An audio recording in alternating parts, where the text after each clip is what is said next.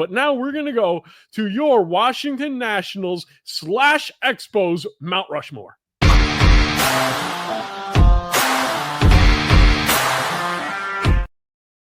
Oh, that's a pretty graphic. I like that one. What do you think? I always love the graphics. Graphics are David, always perfect. Alex does such a great job of it. And they all have better hair than I do. David, who do you have as your number one player on Mount Rushmore? Not number one, just the first player on there. Not like these are not order. When I saw this player, he's number one in my heart. So forgive me. Number one on the list. Number one on the list. Understandably so, why it's in your heart. Remember the rules here. Can't be on other lists. So a lot of people bitched and moan about certain players. But Gary Carter. Gary Carter, my guy, Gary Carter. Yes, he is on the list. He is more of an Expo. He went into the Hall of Fame wearing the Expos hat, but I don't give a damn. He's a Met in my heart. But Gary Carter, the guy they called the kid before Griffey, what a great player and a gem of a human being. Look at this. I got to meet him when he wrote this book, and he wrote this inscription on my book. He's the nicest guy. I love that man. God rest your soul, Gary Carter. Gary Carter, 11-time All-Star, 3-time Gold Glover, 2-time All-Star MVP, 86 World Series champion, obviously with your Mets there, 5-time Silver Slugger Clemente Award winner.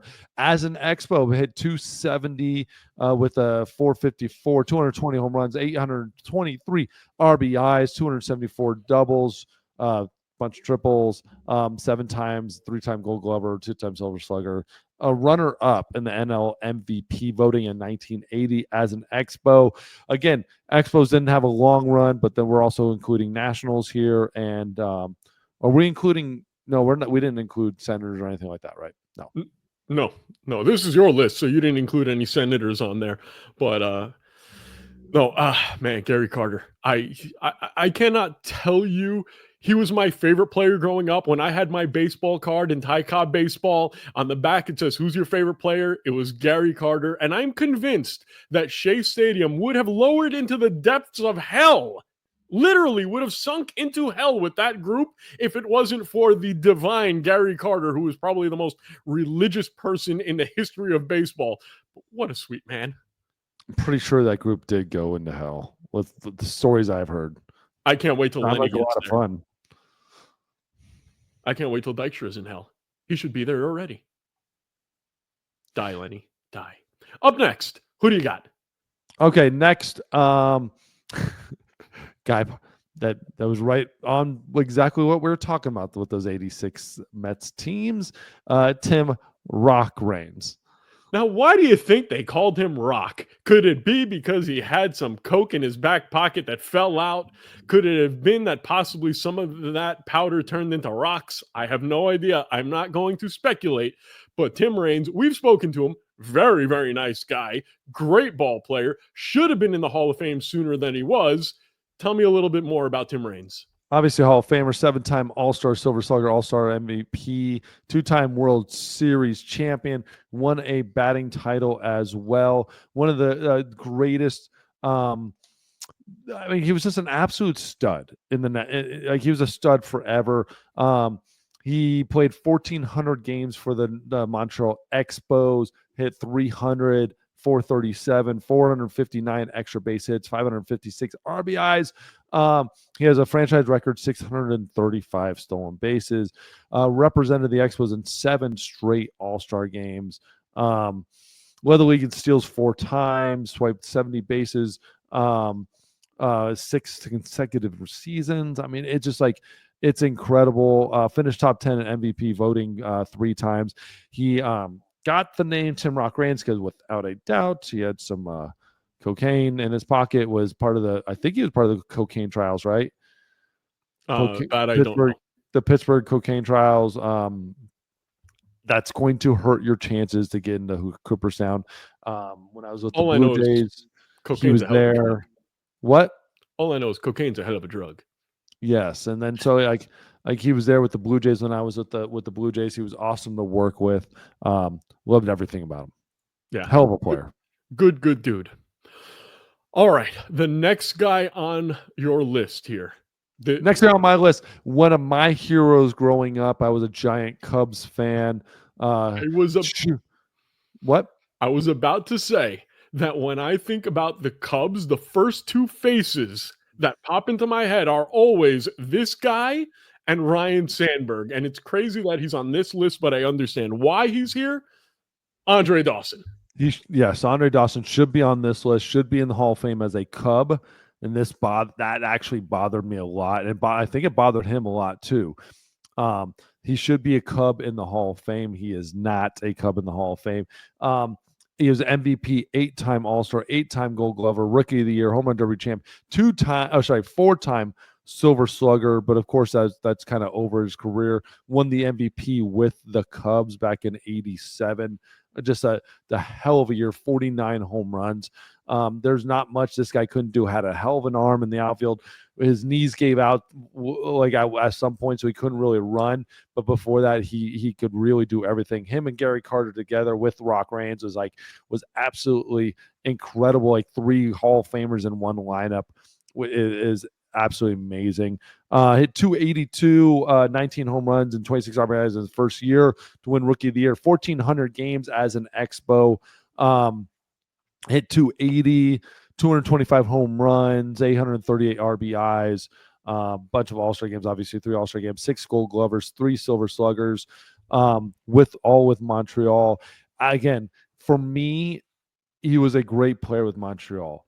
He became a Hall of Famer with the Cubs, and that's where it kind of bothered me. He played, obviously more time with Montreal, less time with the Cubs, but maybe I'm partial to it. I felt like without the Cubs years, he wasn't a Hall of Famer, and he had that jump in his career, right? Like he had that next step up with that MVP year as a Cub. I have a hard time not being a Cub.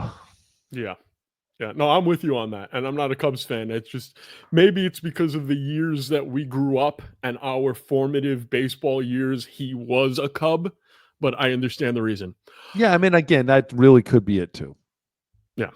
Up next is the first guy who's going to be here on as a national, and that is the man with the crazy eyes, Max Scherzer. Mad Max, 3-time Cy Young winner, 2-time World Series champion, 8-time All-Star. This dude is going to be a Hall of Famer. It's just a matter of who's he going to be a Hall of Famer with? And I'm convinced the owner of the best contract for a pitcher in baseball history. They got every nickel of what they paid for him. Yeah, probably. Without a doubt. Max Scherzer is going to be a very interesting one when it comes to the Hall of Fame. He probably became a Hall of Famer with the Nationals, but he had a couple of those great years with Detroit. I mean, almost every year with the Nationals, he was an All-Star. It was Cy Young, back-to-back Cy Young 2, Cy Young 3. After that, he could have won 3 Cy Youngs in a row. In all reality, he could have won. He was Cy Young 1, Cy Young 5, Cy Young 5, Cy Young 1, Cy Young 1, Cy Young 2, Cy Young 3. He could have won 7 in a row. And I don't think anybody would have complained. Maybe one of those years when he was Cy Young 5, he was 14 and 12. But all the other peripheral numbers were insane. Still a 2-something ERA. He could have arguably won 7 in a row. And when you're talking about a run, and that's amazing. But he continued it and continued really good success later on. And it's now we're at 40, we're not seeing the same dude, but he's still able to pitch. And he still had a 3 ERA last year, ERA in the 3s last year. So we're still seeing a very competitive pitcher. We're just seeing probably the end of it when we get to this as a national. 189 starts, 92 wins, 2.8 ERA as a starter in this day and age is just insane. 0.96 whip. He struck out 1,600 hitters as a Nat in 1,200 innings, 11 CGs, couple of no-hitters, 2 no-hitters. And so, he represented Nationals in 6 All-Star games, back-to-back Cy Youngs, like we talked about. He is the Billy Wagner of starting pitchers. He may not have the numbers that added up that you would be like, okay, automatic Hall of Famer. But then when you look at the peripheral numbers, he's so good in everything that there's no doubt he should be a Hall of Famer. But of course, when did it all go to shit for Max Scherzer? As soon as he signed with the Mets. You son of a. Anyway. All right. He had a 2.2 ERA with the Mets. Yeah, but it fell apart in the end when we needed him. He had a 2.2 when he was first there, and then yeah, the next year just was not him and Big V together just did not turn out the way you guys wanted. We had a 10-game lead on the Braves. Just saying, 10-game lead. With just one more Scherzer win would have done it. All right, let's move on to the guys who were just on the outside looking in, and there's somebody missing on your list, and we'll get to that in a second. But who are your guys on the outside looking in? 3 guys on the outside looking in. I got to give love to Steve Rogers.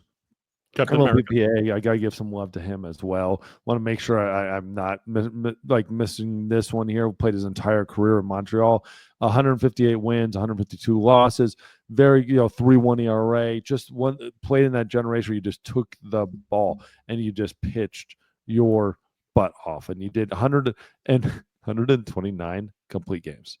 Was that 129 complete games? Like, we were giving Max Scherzer credit for 11. 129 CGs.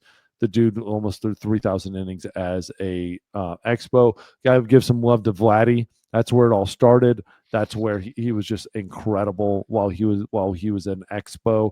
Obviously, like, Vladdy, I don't know what he went in as. Did he go in as an Expo? Yes, I'm almost positive. It's just like he had great years. He just wasn't there long enough to make the list against some of these guys, against like Tim Raines or some of these guys. He just wasn't there long enough. And a guy that doesn't get mentioned much, doesn't get brought up in big conversations, but you kind of forget how much of a stud he was for a period of time, was Ryan Zimmerman. This guy's core to the Nationals turnaround and who they were. Core piece in there. Third baseman that you just like, God, every time you saw him step the plate, you're, dang it, like. But you also, as a fan, wished for a little bit more longevity out of him, a little bit more of a career. Like, in a lot of ways, it mimicked your boy over there in New York at third base, right, where you're just like, dude, like, just wanted a little bit more. But Ryan Zimmerman was more just regular injuries. And it just wasn't quite, the ceiling wasn't as high as David Wright. But I look at Zimmerman, and you know me, I love comparing guys. I look at Zimmerman, and I automatically put him in the same category as David Wright and Evan Longoria. To me, those were the third basemen of that generation, and they were all so similar. May not have had the numbers, but they were so important to their franchises getting to that respectability.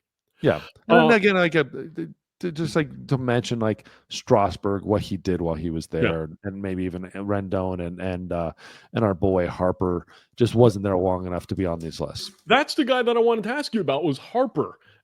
Because he was there considerable while, and he's going to be, I think his numbers are going to be better as a National than they are as a Philly.